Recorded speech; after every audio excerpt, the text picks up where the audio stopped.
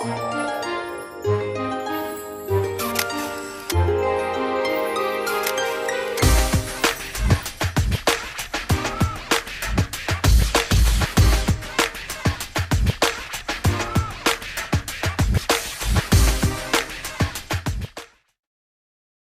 everyone, welcome to Off the Cuff. We've got a special guest today and she tells us to grab your glitter gel, glue on your fake eyelashes, slip into your fishnet stockings, apply some cherry red lipstick, wrap yourself in a feather boa and come along for a ride.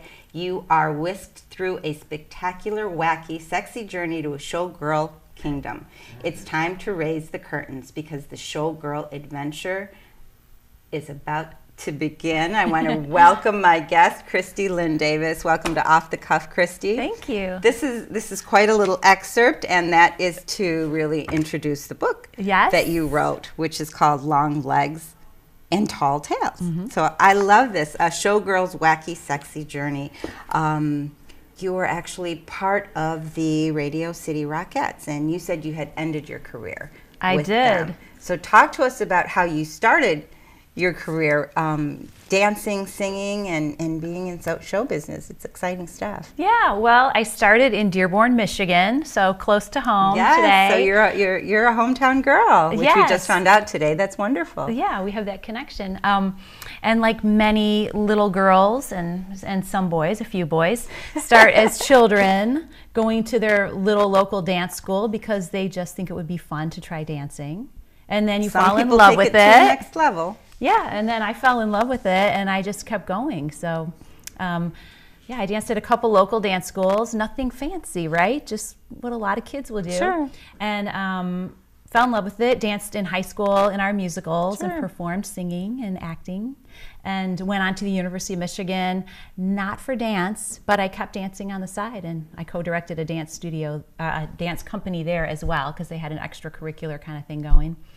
So what was the very first professional dancing gig that you got?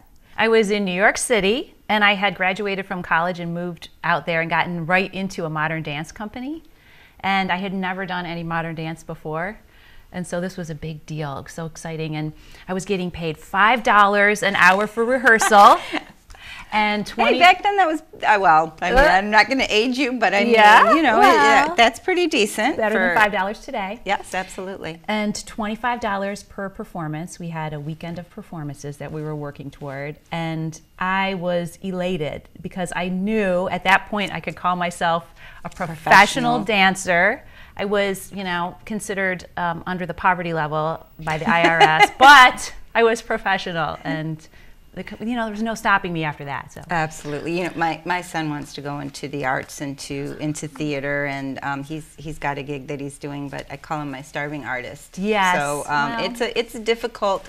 You know, career to break through, but you know, you really have to have the passion and the drive and the perseverance. Perseverance, and also, you know, the thick skin to be told no time and time again, but you know, to continue going. So after that, where did that take you, and where did you end up? I mean, you were in New York doing that professional dance, so obviously you ended up with the Rockettes. So you do have a little history and background there. I do, and and I wasn't only in a modern dance company because that did not pay all the bills when I was in New York. Sure. I had the fortune, well, our choreographer for our dance company knew that if she wanted her dancers to stay with the company, that they needed to make more money. Sure. So she got us jobs dancing for this party entertainment company on the weekends when we weren't rehearsing. And so we would fly all over the country, and we did a lot of performances on Long Island too, but we danced for all kinds of corporate parties, for weddings, for bar mitzvahs, that kind of a thing.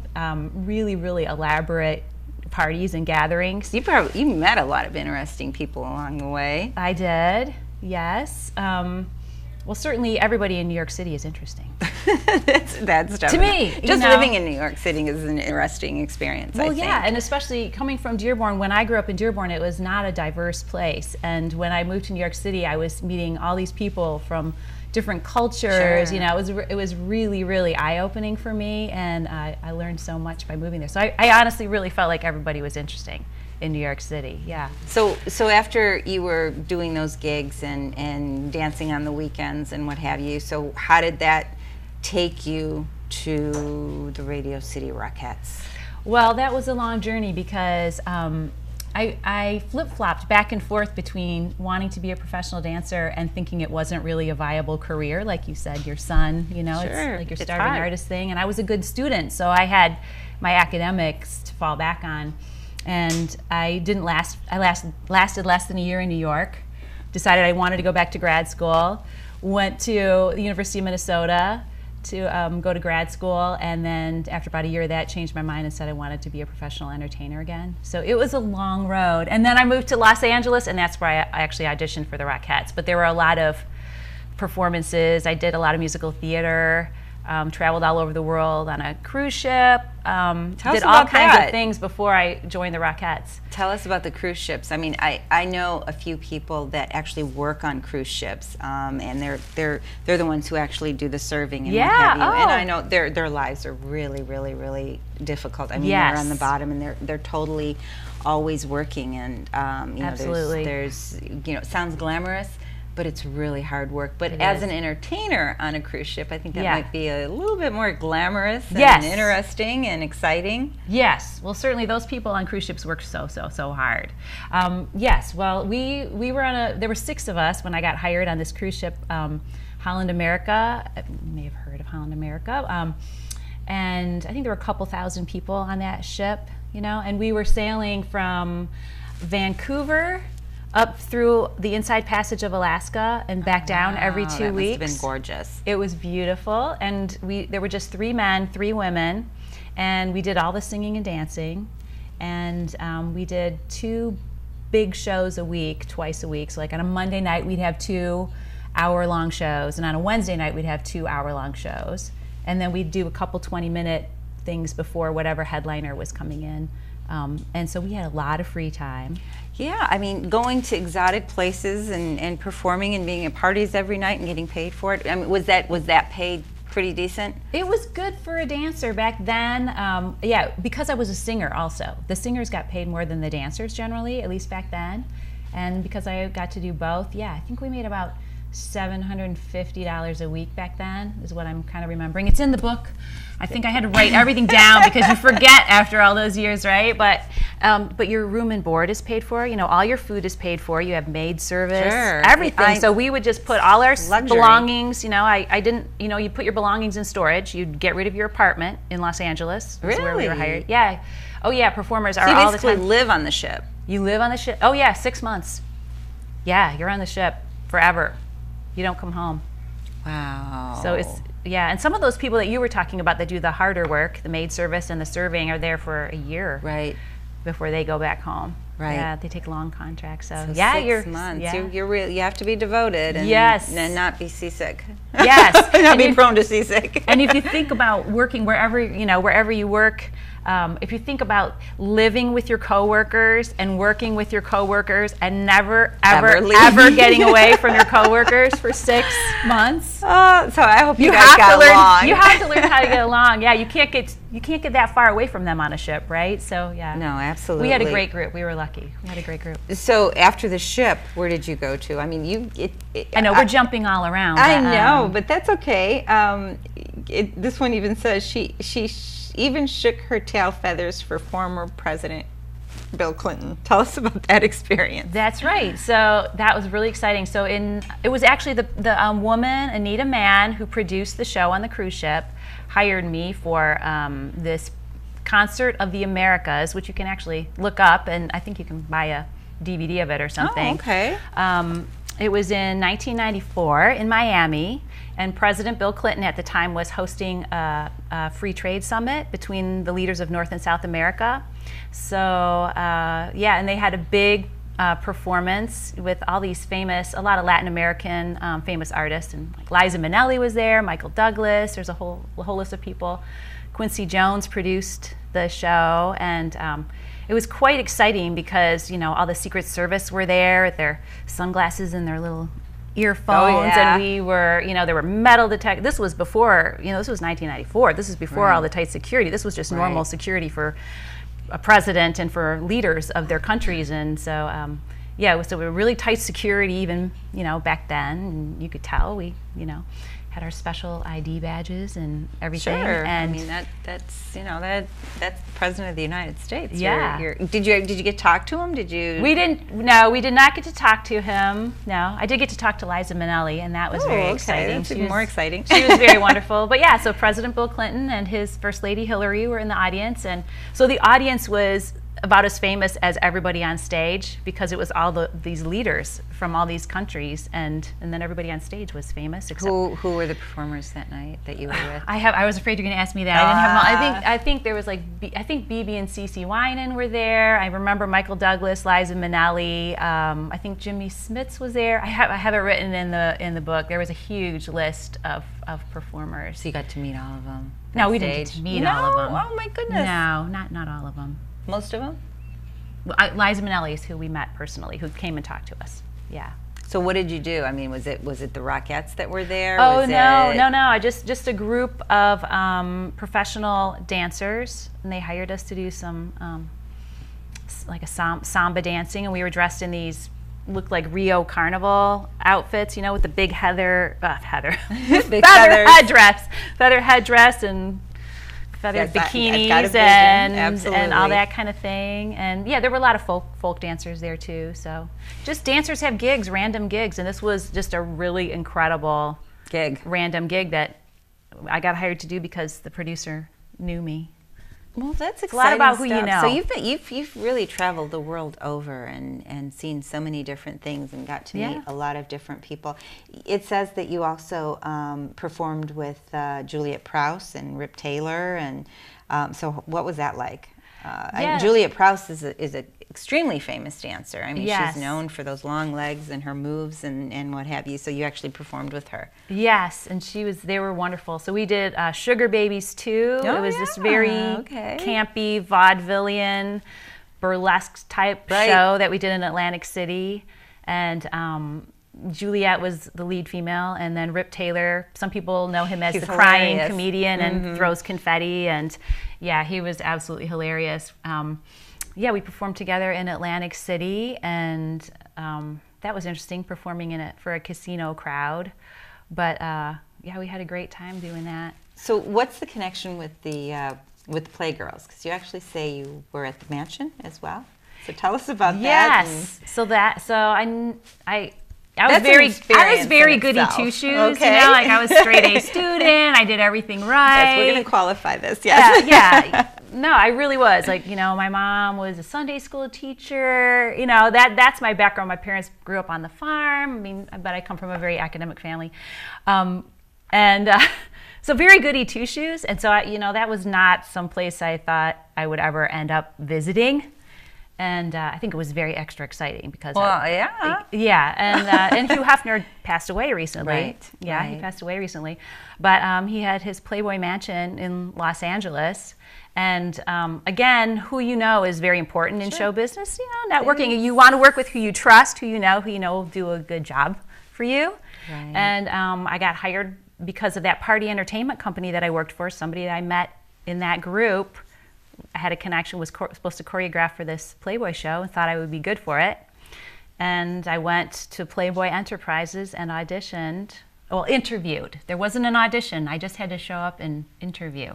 Okay. And the next thing I know, I was part of this rock and roll show that was going to travel all around Southeast Asia. And that was with some of the playmates? Yeah, so we had professional singers, three professional singers, I think, 3 professional dancers, and a couple of playmates that were in the show. And one of the playmates that I just adored, her mother was also a playmate. And mother-daughter.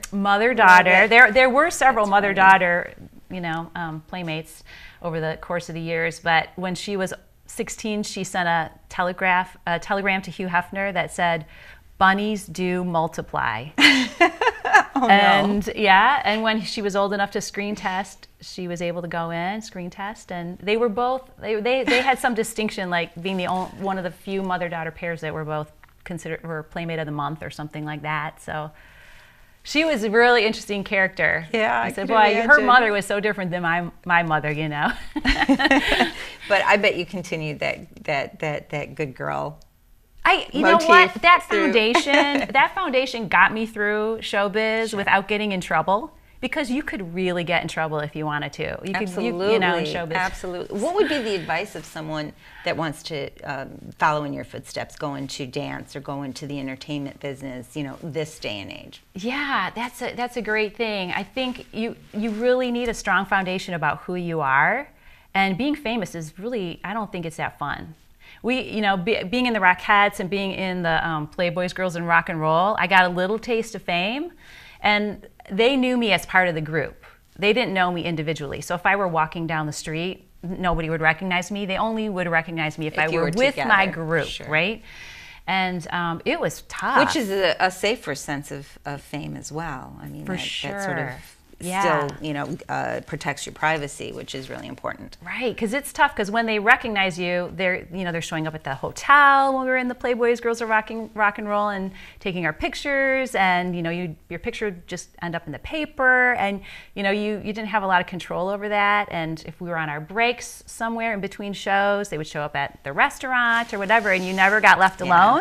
We've hosted a few individuals who are very, very well known, you know, entertainers, and one of their major complaints is, you know, or requests is, please, you know, put us somewhere with, you know, a different name and a different number, because people just always end up going to their somehow finding them in their hotel rooms and sort of camping out there. So that's not, you know, that's such an uncomfortable way to live and travel. Right. So you really have to be careful about, you think about, you know, am I okay with losing my privacy? And you know, even the people that have been doing this for a long time in Hollywood, you see them kind of go off. Yeah, absolutely. You know, like really lose their minds because with social media and everything now, people can comment on you all the time, and it's not always good comments. So, well, we've seen that with Amanda Bynes, with Miley Cyrus. I mean, this most adorable, you know, the cutest, you know, child actress. And they grow up and they have to deal with this, and they're just not equipped, you know, to process all this fame and being so important too. You know, I mean, it's like, you know, you say something and you've got adults running to do what you want, and here you are, you know, this 12, 13-year-old kid, and it's like, wow, you know, I got this power, and you just don't know how to handle it when you grow up. So it's a difficult business to be in. It is. So I think you really have to love your art and do it for the love of the art, but you have to be very careful about when you're looking at it in terms of trying to become famous, because fame isn't really all it's cracked up to be. That's true. That is so true. Well, you took a different route as well. You wrote the book, but you were telling me earlier that you were a registered drama therapist, and you had to get a master's to do this. So and do thousands of hours of internships like any other psychotherapist. So registered drama therapist. I mean, you hear those three words, and you can really interpret it in so many different ways. But I was really interested in what you said it actually is. So tell us a little bit about that and what you actually do with it. Yeah. So it's using techniques from the theater and drama to help people with personal growth and healing. So it could be things like role reversal. If you have somebody that you need to have a conversation with, maybe you had like a loved one die and you didn't get to ever talk to them before they passed away. You can do a pretend conversation with your loved one, and you can role reverse back and forth, you know, and stand in their shoes and say what they would have said back to you and things like that, and have closure in an imaginary world. You can practice having tough conversations with people in the real world, like in your workplace, without having the negative consequences, and play those out and see how those might work, things like that. Sometimes you create a performance, like maybe you're have been dealing with an addiction. Maybe you create a performance about your addiction and how you would resolve that, you know, how you're being hopeful about your resolving that. There's a lot of variety to it. Sometimes it's just improvisational games and learning how to be in the moment and improvise. So where does this happen?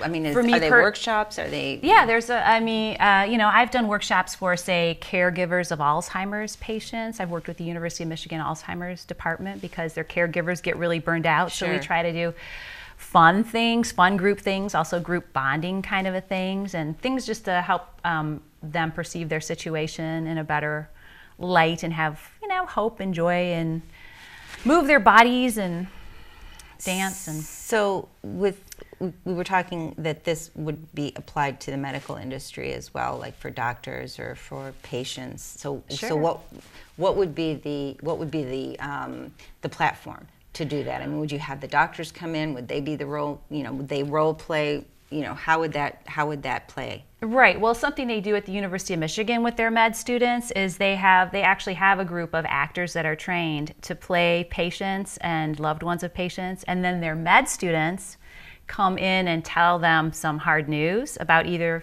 themselves or their loved ones, and they do it as if it's really real. So the actors really cry or get mad or whatever in the moment, and the med students have to dealing with it, what it would be like to actually tell somebody. So before they do it, they have this training and compassion, and they have answers, and they have ways of responding in practice before the consequences are really great, right? I think that's a phenomenal tool for any kind of profession, I think.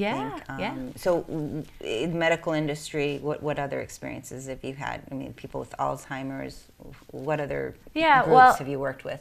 I've worked with seniors with dementia also. Okay. I've worked with caregivers and also seniors with dementia. We work with people who've had physical abuse, sexual abuse, depression, anxiety, or just people for personal growth, just helping you understand what's going on in your life and how to deal with it better. If you want to envision things for your future, future goals, creating the future that you want to create, dealing with relationships, conversations in your relationships. And I love this. Yeah. I really like this because, you have all that stuff bent up, and when you know that you can just show it or just be yourself, but know that there's no consequences from dealing with it for the other person. I mean, that can really tell you a lot about yourself, and also sort of figure out what you're really dealing with when you're not sure what's been sort of holding you back, maybe. Right. So instead of talking to a therapist in a normal talk therapy session, which you're is actually great playing also, it out. you're acting it out. You can act out scenes from your life and then change the result of it. Like if you were a child and you were abused, you could, obviously it wasn't safe to maybe yell out at the parent or let's say the parent's abusive, or because that's often a case, right? Or a step parent What or about something. the child abusing the parent? Yes, well, that can happen. That can happen That too. does happen. Oh my goodness, of course, yeah. So I think this is amazing. So this is something that you do on an ongoing, this is what you do now as well. That's part of what I do now. Okay, yeah. And you said you dance with your husband? I sing with my husband. Wow, so my that's husband's, great. professional musician, folk. He generally falls under the folk music category, plays the guitar and sings, and we sing together now. Okay, so where do you do that at? What? Oh gosh, a lot of summer festivals like the Ann Arbor Summerfest, Top of the Park Summerfest happens every year. We're singing at Crazy Wisdom Tea Room in Ann Arbor the weekend of Thanksgiving. Just music festivals all over. We're going to Oberlin, Ohio to sing in January. We go to the Upper Peninsula and sing. Oh, that sounds exciting. So we've got about 5 more minutes, and I want to talk about your book. I know it went by really, really quick. So if someone were to purchase this book, what would be their hugest takeaway from reading this book? Long Legs and Tall Tales, a showgirl's wacky, sexy journey to the Playboy Mansion and Radio City of Rockets. Now, what would be the takeaway from this in terms of the entertainment industry? I think it's funny. I wrote it because I thought the adventures were funny. I was the back of a cow for one show. The back end of a cow. I was a giant strawberry daiquiri for one show.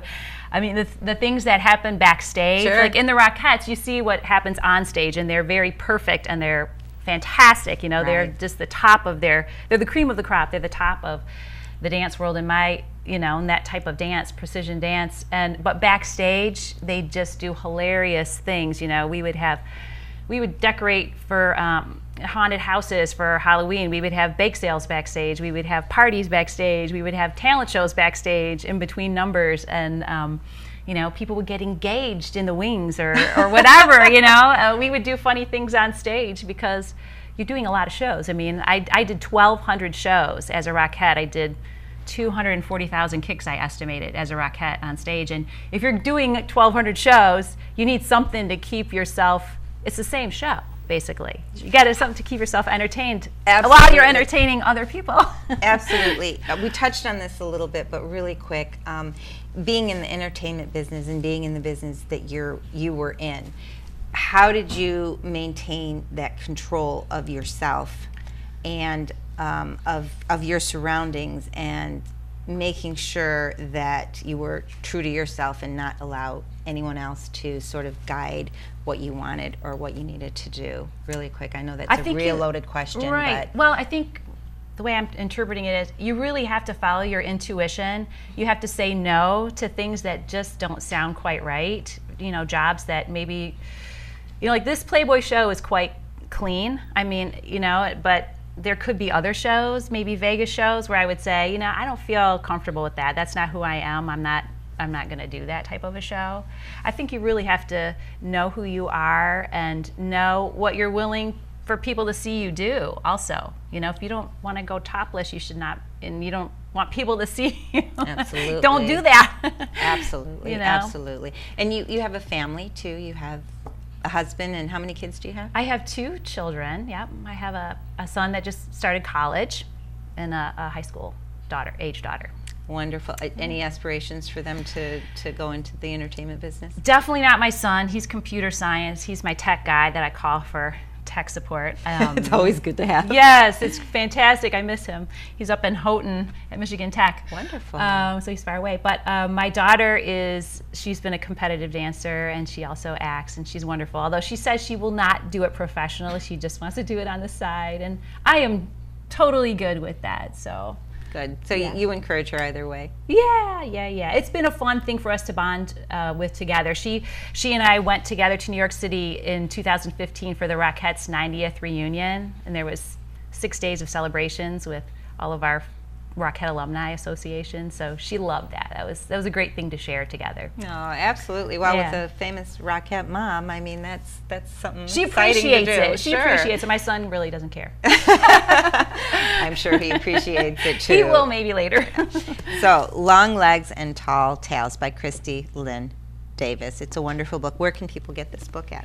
You can go to Amazon.com. Smashwords.com has all the ebook versions that Amazon doesn't have, and you can also go to my website longlegstalltales.com and get a hold of me and say hello. And sounds like a plan. Well, it sounds like an exciting history that you have. Thank you very much for sharing it with us. Thanks for having me.